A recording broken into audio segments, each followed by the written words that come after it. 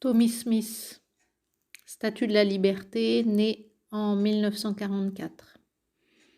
Thomas, dit Tommy, est le 7e des 12 enfants de Richard et Dora Smith. Sa famille va de ferme en ferme s'employer dans les champs de coton. Même les petits-enfants peuvent gagner quelques sous. Ils ramassent les boules de ouate neigeuses. Travailler dans les champs est si peu payé.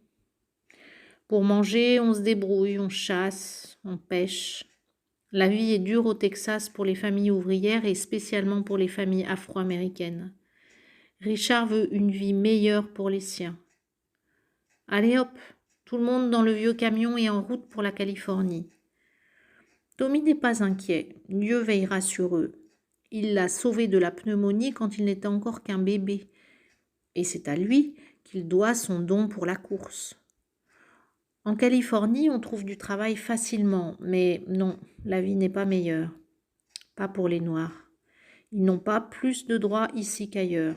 Ils sont tenus sévèrement à l'écart de la vie des Blancs. Il leur est interdit de fréquenter les mêmes quartiers, les mêmes écoles, les mêmes piscines, les mêmes bus.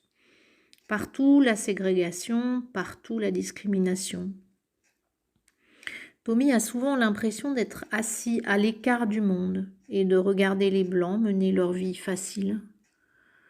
C'est épuisant, mais ce n'est pas une raison pour se soumettre. Car, comme le dit Richard, tout le monde peut voir ta souffrance, mon gars, mais personne ne peut deviner ta réaction. Un jour, la réaction de Tommy stupéfiera le monde.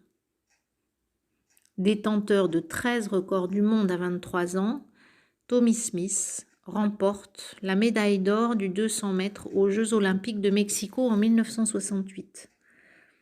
Avec l'Australien Peter Norman, médaille d'argent, et l'Afro-Américain John Carlos, médaille de bronze.